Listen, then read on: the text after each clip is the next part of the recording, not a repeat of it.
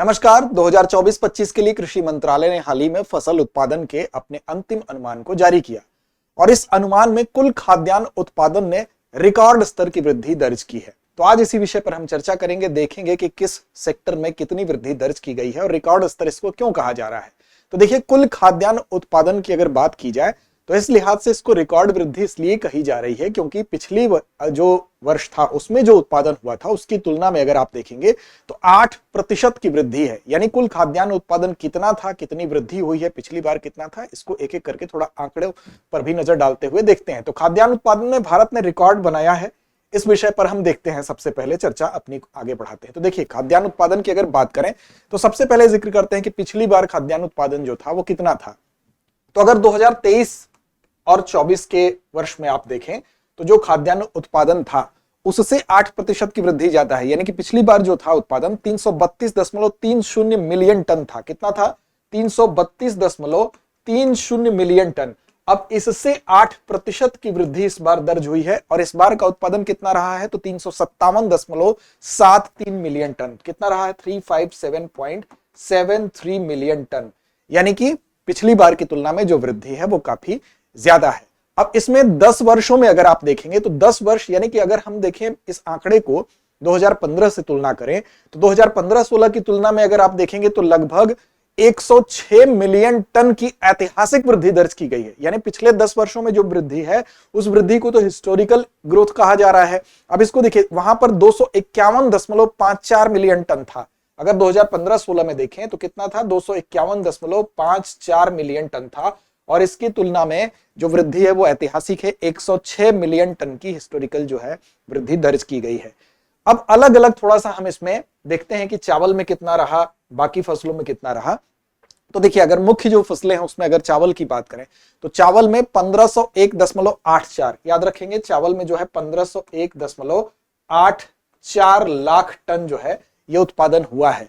अब ये अगर आप देखेंगे तो पिछले जो 2023-24 की तुलना में 2024-25 में कितनी वृद्धि है? तो 123.59 लाख टन की ज्यादा वृद्धि है। यानी 123.59 लाख टन हम ज्यादा वृद्धि किए हैं 2023-24 की तुलना में 2024-25 में। इसी तरह से अगर गेहूं की बात करें तो 1179.45 लाख टन, 1179.45 लाख टन जो है गेहूं का उत्पादन हुआ है, जो कि पिछले वर्ष की तुलना में इसमें भी वृद्धि दर्ज हुई है। कितनी वृद्धि दर्ज हुई है? तो 46.53, 46.53 इतना लाख टन जो है पिछली बार की तुलना में ज्यादा है और ये दोनों जो है रिकॉर्ड स्तर पे वृद्धि है। इसके अलावा अगर देखें तो मक्का में जो वृद्धि है, मक्का का प्रोडक्शन कितना रहा है? तो 434.09 लाख टन। मक्का कितना रहा है? 434.09 लाख टन मक्का का प्रोडक्शन रहा है।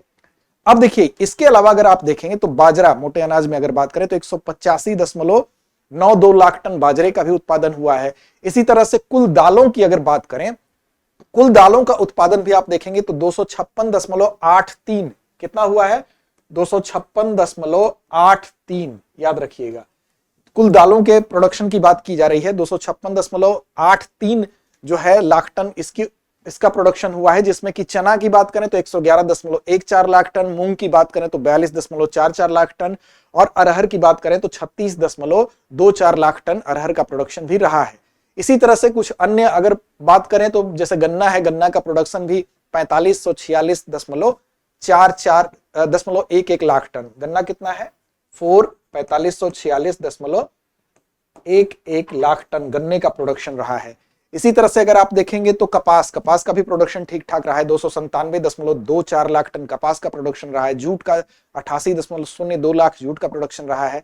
लेकिन जो सबसे इसमें मुख्य बात यह है, ये मुख्य बात क्या है? तो पिछले वर्ष की तुलना में कितनी वृद्धि है? 8% की वृद्धि है और साथ साथ चावल गेहूं में रिकॉर्ड वृद्धि है। और पिछले 10 वर्षों की तुलना में अगर आप देखेंगे तो ये पूरी वृद्धि 106 मिलियन टन की एक ऐतिहासिक वृद्धि है। इस लिहाज से ये महत्वपूर्ण वृद्धि है।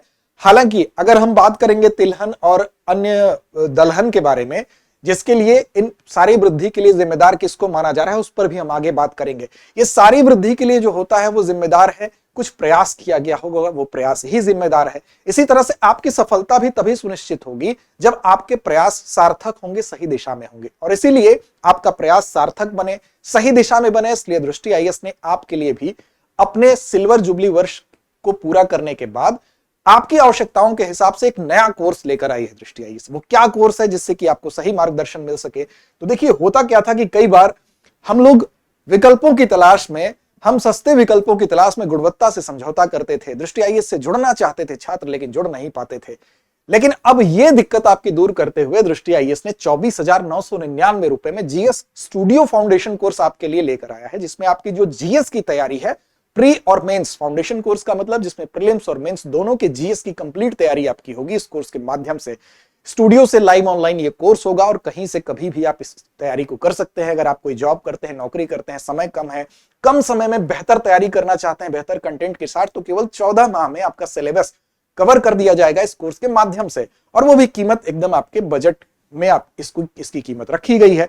साथ ही साथ आपको बता दें कि इसके लिए जो आपका एडमिशन है वो प्रारंभ हो चुका है, और 9 दिसंबर से हिंदी माध्यम की कक्षाएं शाम 5 बजे से प्रारंभ हो रही हैं।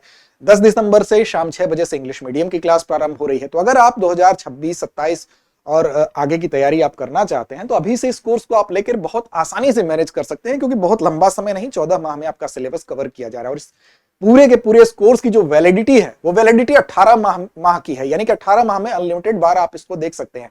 अन्य तमाम सुविधाएं भी इसमें मिलेंगी। विशेषताएं ये है कि आप, जब सबका सपना है तो भाई मौका भी सबको मिलना चाहिए, इसलिए दृष्टि आईएएस की तरफ से 26 वर्षों के अनुभव का आप इसमें लाभ लेंगे, जो कि कम समय में आपकी संपूर्ण तैयारी जीएस की कराने वाला कोर्स है। जीएस स्टूडियो फाउंडेशन कोर्स, जो कि स्टूडियो से आपको लाइव क्लासेस आपको मिलेंगे। अब देखिए, इसके लिए आपको क्या करना होगा, तो दृष्टि लर्निंग ऐप को डाउनलोड करना होगा। अब दृष्टि लर्निंग ऐप को डाउनलोड करने के लिए अगर आप जाएंगे तो आपको कुछ, जब दृष्टि लर्निंग ऐप गूगल पे सर्च करेंगे तो कुछ यूं दिखाई देगा। अब यहां पर आपको क्या करना है, जो एक्सप्लोर का ये चीज आपको बटन दिखाई दे रहा है, एक्सप्लोर के बटन पर आप जाएंगे, इसको क्लिक कर देंगे। इसको क्लिक करते ही यूपीएससी दिखेगा। यूपीएससी को जैसे ही आप ओपन करेंगे तो आप नीचे आएंगे, आपको शुरू में ही 2 कोर्स यहां पर दिखाई दे रहे हैं। जीएस स्टूडियो फाउंडेशन कोर्स हमारा हिंदी माध्यम में, और जीएस स्टूडियो फाउंडेशन कोर्स ये आपका इंग्लिश मीडियम में। अब इस कोर्स में अगर आप और ज्यादा डिटेल जानना चाहते हैं तो डिटेल जानने के लिए व्यू डिटेल पे आप चले जाएंगे। व्यू डिटेल पे जैसे ही आप क्लिक करेंगे सारी इसकी विशेषताएं आ जाएंगी, और इसको अगर खरीदना चाहते हैं कोर्स को तो यहीं पर बाय नाउ का ऑप्शन दिख रहा है। चलिए व्यू डिटेल पर जाते हैं। तो देखिए, इसको जैसे ही आप ओपन करेंगे, नीचे आएंगे, इस कोर्स में क्या क्या विशेषताएं हैं, क्या क्या आपको मिलने वाला है। 9 दिसंबर से बैच शुरू हो रहा है हिंदी माध्यम का, ये आपको सूचना यहाँ पर मिल रही है। डॉक्टर विकास दिव्यकीर्ति के नेतृत्व में दृष्टि आईएएस की जो अनुभवी टीम है वो आपको यहाँ से स्टूडियो के माध्यम से ही ये आपको क्लासेस प्रोवाइड कराई जाएंगी। अब देखिए, क्लासेस के दौरान आप लाइव चैट होगा, उसमें आप कोई भी अपनी समस्या है वो पूछ सकते हैं। साथ ही साथ अन्य तमाम जो विशेषताएं हैं, 18 माह तक इसकी वैलिडिटी रहेगी, कितना भी आप बार इसको देख सकते हैं, ये सारी चीजें आपको मिलेंगी। हिंदी अंग्रेजी दोनों माध्यम में उपलब्ध है। प्रीलिम्स मेंस दोनों के आपको टेस्ट भी मिल रहे हैं, 18 टेस्ट मिल रहे हैं। तो ये सभी जानकारी आपको यहाँ पर मिल जाएगी। और कोर्स को कैसे खरीदना है तो बगल में ऑप्शन आपको दिख रहा है। तो इतने बजट फ्रेंडली आपके लिए एक अनुभवी टीम के माध्यम से कोर्स मिल रहा है, तो आपके लिए एक सुअवसर है। इस सुअवसर का आप लाभ उठाएं और इस कोर्स की सारी विशेषताओं से आप यहां पर परिचित हो सकते हैं। तो देखिए, यहां पर सब कुछ दिया गया। लेक्चर के दौरान बोर्ड पे जो भी कंटेंट लिखा जाएगा उसकी पीडीएफ भी आपको दे दी जाएगी। साथ ही साथ प्रिंटेड क्लास नोट्स मिलेंगे, 10 कलर्ड जीएस बुकलेट्स मिलेंगी। 2 वर्षों तक करंट अफेयर्स का आपको जो है एक्सेस भी दिया जाएगा, यानी करंट अफेयर्स की जो एक्सेस की बात अगर करें तो वो आपको कोर्स से ज्यादा समय तक के लिए प्रदान किया जा रहा है। करंट अफेयर्स के मासिक पीडीएफ संग्रह भी 24 माह तक दिए जा रहे हैं।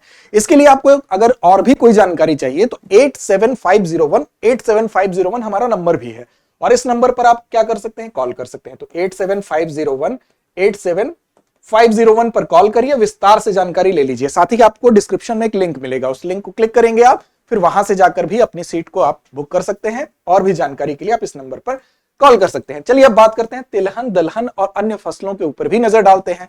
तो देखिए, रिकॉर्ड भारत ने खाद्यान्न उत्पादन में बनाया है। तिलहन की बात करें तो 429.89 लाख टन का ये भी एक रिकॉर्ड है। तिलहन के मामले में अगर बात करते हैं तो 429.89 लाख टन का उत्पादन हुआ है, ये भी एक रिकॉर्ड है। इसके अलावा अगर आप देखेंगे तो लगभग 23.24 लाख टन जो है वो पिछले वर्ष से लगभग ज्यादा है। ये उत्पादन जो है। इसी तरह से मूंगफली के प्रोडक्शन में भी 119.42 लाख टन 119.42 लाख टन मूंगफली का प्रोडक्शन भी हुआ है, जो कि पिछले वर्ष से अगर आप देखेंगे तो 17.62 लाख टन ज्यादा है। इसी तरह से रेपसीड सरसों की बात कर लें तो 126.67 लाख टन 126.67 लाख टन जो है रेपसीड सरसों में भी वृद्धि दर्ज की गई है।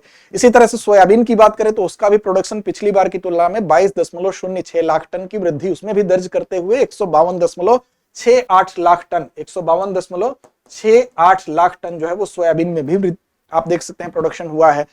अब इनके प्रोडक्शन के बढ़ने के लिए जिम्मेदार क्या है, मुख्य मुद्दे पर आते हैं। तो देखिए ये कहा जा रहा है कि दो चीजें इसमें निर्णायक भूमिका निभा रही हैं। एक तो है कि जो एमएसपी की खरीद का आश्वासन मिला है किसानों को। एमएसपी क्या होता है, तो मिनिमम सपोर्ट प्राइस, यानी कि वो न्यूनतम कीमत जिस पर की सरकार कहती है कि इस पर हम आपकी फसल को खरीद लेंगे, एक गारंटी के तौर पर दिया जाता है कि इस प्राइस पर तो आपकी फसल बिक ही जाएगी, कोई नहीं खरीदता है तो सरकार उस कीमत पर खरीदती है। मिनिमम सपोर्ट प्राइस यानी एमएसपी उसको कहा जाता है। एमएसपी का निर्धारण कैसे होता है, तो सीएसीपी यानी कि कृषि लागत व मूल्य आयोग जो होता है वो सिफारिश करता है एमएसपी मूल्य की। किसके द्वारा सिफारिश की जाती है, याद रखिएगा, तो सीएसीपी के द्वारा इसकी सिफारिश की जाती है कितनी एमएसपी होनी चाहिए। और इस सिफारिश को प्रधानमंत्री की अध्यक्षता में आर्थिक मामलों की एक मंत्रिमंडलीय समिति होती है जिसको सीसीईए कहते हैं, सीसीईए, उसके द्वारा क्या किया जाता है, इसको अंतिम मंजूरी दिया जाता है। तो एमएसपी की इसमें महत्वपूर्ण भूमिका रही है कि एमएसपी की जो खरीद का आश्वासन मिला है उससे खाद्यान्न प्रोडक्शन रिकॉर्ड स्तर पर बढ़ने में काफी लाभ रहा है। दूसरी बात हम करेंगे कि दलहन में आत्मनिर्भरता मिशन की जो शुरुआत की गई है उसका भी एक अहम रोल बताया गया है, क्योंकि तुअर, उड़द, चना और मसूर, इसको ये कहा गया है कि हम एमएसपी पे खरीदेंगे, उसका रोल तो रहा ही है। दलहन आत्मनिर्भर मिशन का भी इंपॉर्टेंट रोल रहा है, जिसके अंतर्गत ये कहा जा रहा है कि 2025-26 से लेकर 2030-31 तक का जो 6 वर्ष है, इन 6 वर्षों में दलहन के क्षेत्र में हम आत्मनिर्भर बन जाएंगे। साथ ही साथ जो दलहन की प्रति हेक्टेयर जो उत्पादकता है उसको भी बढ़ाने की बात कही गई है, उसको 1130 किलोग्राम प्रति हेक्टेयर करने की बात कही गई है। और 350 लाख टन प्रोडक्शन का लक्ष्य रखा गया है दलहन का, जिसके माध्यम से अभी दलहन जिसमें कि हमको आयात करने की जरूरत पड़ती है, एक तो हम प्रोडक्शन बढ़ा के उससे बचें और साथ साथ इतने आत्मनिर्भर हो जाएं कि कहीं से भी आयात करने की जरूरत ना पड़े। तो इन दोनों का इसमें रोल बताया गया है, जिसकी वजह से पिछले 10 वर्षों के आधार पर जो खाद्यान्न में रिकॉर्ड वृद्धि दर्ज की गई है, 106 मिलियन टन की जो ऐतिहासिक वृद्धि दर्ज की गई है। तो चलिए चलते हैं अभ्यास प्रश्न की तरफ, इसकी जिम्मेदारी आप पर छोड़ते हैं। जवाब दीजिए, पिछले 10 वर्षों में खाद्यान्न उत्पादन में कितनी वृद्धि हुई है। विकल्प आपके सामने है, 50 million ton, 80 million ton, 106 million ton या 120 मिलियन टन। तो इस प्रश्न का जवाब कमेंट बॉक्स में दीजिए। लड़ते रहिए, अपने लक्ष्य की ओर बढ़ते रहिए। अब एग्जाम की तैयारी को और बेहतर करने के लिए हमारे चैनल को लाइक, शेयर और सब्सक्राइब करना ना भूलें।